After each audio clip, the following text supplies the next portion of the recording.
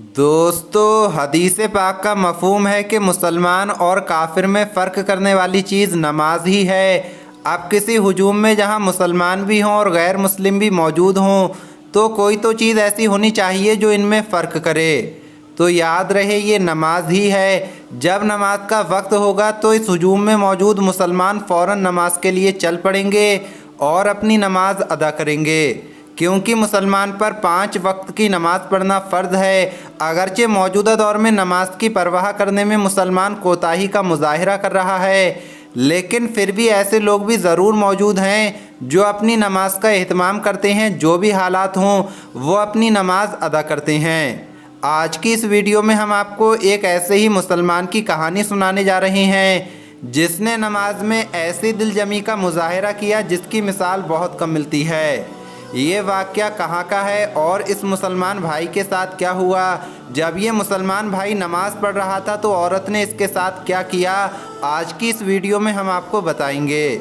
लेकिन उससे पहले अगर आपने इस वीडियो को लाइक नहीं किया है तो वीडियो को लाइक करें। अगर आपने अभी तक हमारे यूट्यूब चैनल को सब्सक्राइब नहीं किया है तो चैनल को सब्सक्राइब करके बेल आइकन ज़रूर दबा दें।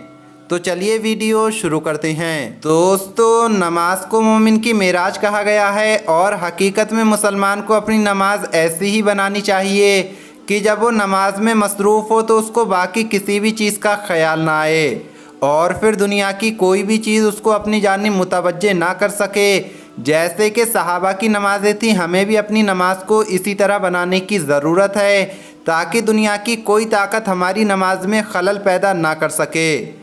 दोस्तों, नमाज वाकई में ऐसी इबादत है जिसमें अगर इंसान का दिल लग जाए और नमाज की लज्जत महसूस हो जाए तो फिर उसको नमाज के अलावा बाकी दुनिया का होश नहीं होता। जैसे कि हज़रत अली और बाकी सहाबा का भी किस्सा मशहूर है। जब आपके बदन में कोई तीर वगैरह फंस जाता था तो उसको नमाज के दौरान निकाला जाता था, क्योंकि आप हजरात की नमाज़ें ऐसी होती थीं कि नमाज के दौरान आपको किसी भी किस्म के दर्द की परवाह नहीं होती।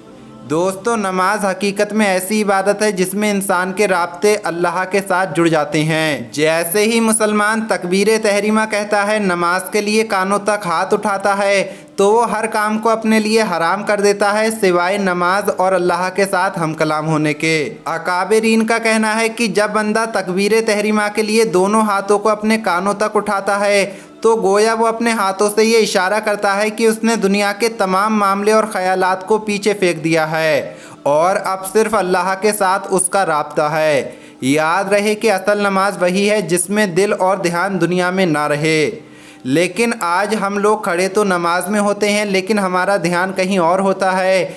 दिलो दिमाग में नमाज नहीं होते, जो कि बड़ी नुकसान की बात है। हमें चाहिए कि जब भी नमाज पढ़ें तो पूरे ध्यान के साथ अल्लाह की जानिब मुतवज्जे होकर नमाज अदा करें। कहते हैं कि जब नमाज के लिए खड़ा हुआ करो तो ये ख्याल करना चाहिए कि मैं अल्लाह के हुजूर खड़ा हूँ, और अगर ये ध्यान ना कर सके तो कम से कम ये ध्यान ज़रूर करे कि अल्लाह मुझे देख रहा है। प्यारे दोस्तों, जिसको ये ध्यान नसीब हो जाता है फिर उसकी नमाज हकीकत में उसके लिए मेराज बन जाती है। दोस्तों, नमाज की अहमियत और फजीलत के हवाले से बेशुमार हदीस मौजूद हैं। आपको एक सहाबी का वाक़या सुनाते हैं, लेकिन उससे पहले आपको वो वाक़या भी सुनाते हैं जिसका आपसे शुरुआत में ज़िक्र किया गया था।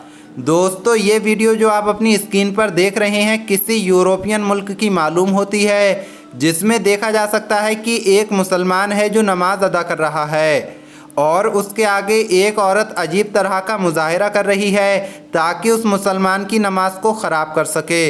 लेकिन कहते हैं कि जब उस औरत ने देखा कि मुसलमान की नमाज में ज़र्रा बराबर भी खलल पैदा नहीं हुआ तो उसको मायूस होना पड़ा और उसके पास कोई चारा नहीं रहा कि वो वहाँ से फ़रार हो जाए।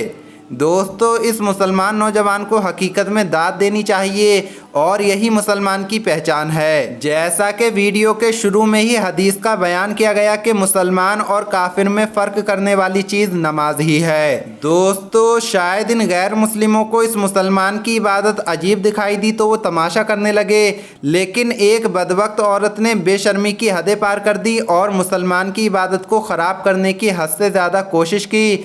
लेकिन इस मुसलमान नौजवान की नज़र एक लम्हे के लिए भी उस पर नहीं उठी اور اس نے پورے اطمینان کے ساتھ اپنی نماز مکمل کی، جبکہ اس بدبخت خاتون کو اپنے منہ کی کھانی پڑی اور وہ مایوس ہو کر وہاں سے رفو چکر ہو گئی۔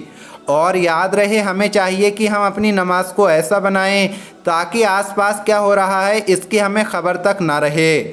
ایسی ہی نمازوں کے لیے انسان کو محنت کرنے کی ضرورت ہے۔ دوستو، اگر صحابہ اکرام کی زندگی کو دیکھا جائے تو جب آپ نماز کے لیے کھڑے ہوتے تھے تو آس پاس کیا ہو رہا ہے آپ کو خبر تک نہیں ہوتی تھی۔ ایک صحابی نماز پڑھ رہے تھے کہ چھت سے سانپ گر گیا اور گھر میں شور مچ گیا اور آس پاس کے لوگ اکٹھا ہونے لگے۔